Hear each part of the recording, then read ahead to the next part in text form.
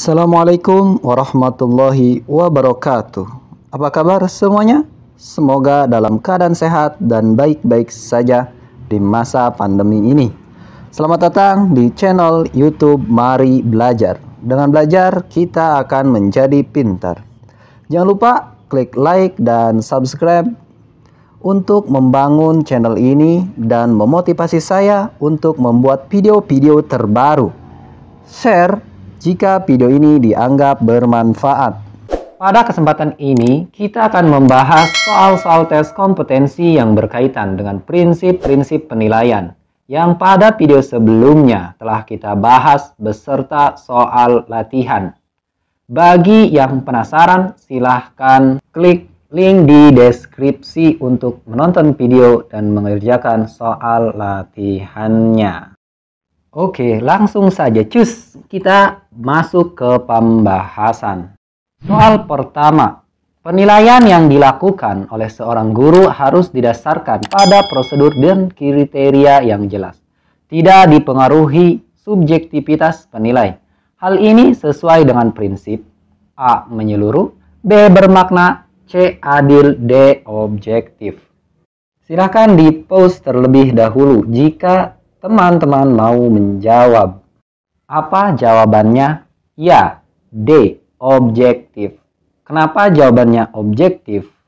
Karena objektif itu merupakan penilaian didasarkan pada prosedur dan kriteria yang jelas, tidak dipengaruhi subjektivitas penilai. Nomor 2. Pak Yusuf adalah seorang guru olahraga. Pagi ini dia akan mengadakan penilaian praktik berenang. Prinsip penilaian yang dilakukan adalah A. Sahih, B. Objektif, C. Menyeluruh, D. Sistematis. Jawabannya adalah A. Sahih. Kenapa jawabannya sahih? Karena sahih berarti penilaian didasarkan pada data yang mencerminkan kemampuan yang diukur. Kita lihat pada soal. Yusuf, seorang guru yang akan mengadakan penilaian praktik berenang. Penilaian praktik berenang berarti mencerminkan kemampuan yang diukur. Lanjut, nomor 3. Budili adalah seorang guru seni. Hari ini dia ingin menilai kemampuan siswa dalam membuat lukisan. Selain hasil lukisan, siswa yang dinilai teknik dalam menggambar, cara menggunakan alat dan perlengkapan, dan juga siswa dalam menghargai karya temannya juga menjadi acuan dalam penilaian. Dalam hal ini, Budili telah menerapkan prinsip A. Sahih, B. Objektif, C. Menyeluruh, D. Sistematis. Ayo, silahkan dijawab. Ya, jawabannya adalah C. Menyeluruh. Kenapa jawabannya C? Karena menyeluruh berarti penilaian mencakup semua aspek kompetensi dengan menggunakan berbagai teknik penilaian yang sesuai untuk memantau dan menilai perkembangan kemampuan peserta didik. Kita lihat dalam soal. Di sini Budili melakukan penilaian dengan semua aspek. Pertama, teknik dalam menggambar, kemudian cara menggunakan alat dan perlengkapan, dan juga sikap siswa dalam menghargai karya temannya. Berarti prinsip penilaian yang dilakukan oleh Budili adalah C. Menyeluruh. Lanjut, soal nomor 4. Pak Eko adalah guru PKN di sekolah Singa Braja 2. Dia tinggal di desa Singa Braja. Siska adalah tetangga dari Pak Eko.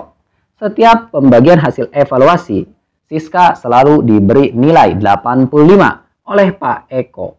Sementara Rudi, siswa yang paling pintar di kelasnya, hanya mendapat 80.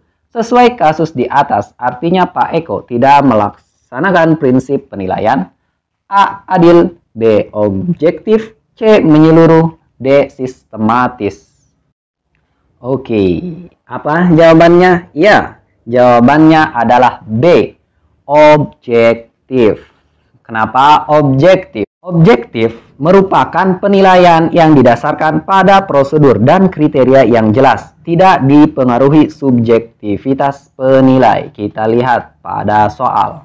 Di sini, Pak Eko dalam penilaian dipengaruhi oleh subjektivitas. Apa? Kita dapat diketahui dalam memberikan nilai kepada Siska dan Rudi.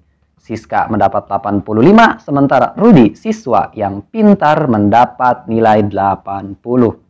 Lanjut, soal nomor 5. Hari ini diadakan penilaian harian oleh Pak Rukdi, guru fisika.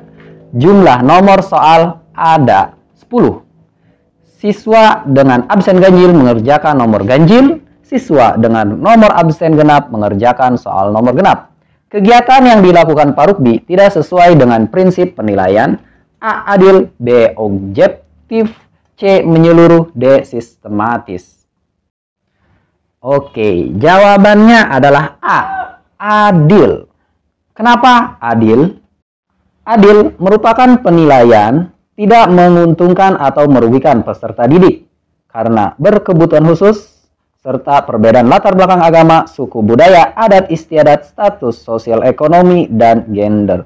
Sementara di sini Pak Rukdi membagi soal ke dalam ganjil dan genap untuk para siswa.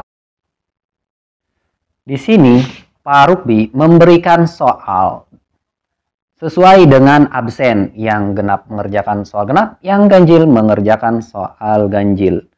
Bisa saja di antara soal itu ada soal yang sulit, ada soal yang mudah.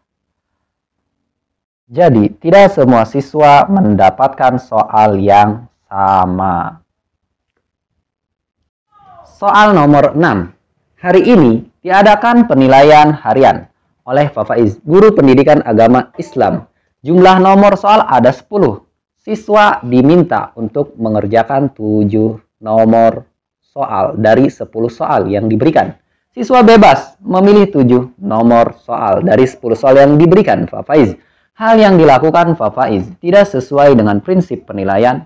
A. Adil, B. Objektif, C. Menyeluruh, D. Sistematis. Ya, jawabannya A. Adil. Soal ini memiliki kasus yang sama dengan soal sebelumnya.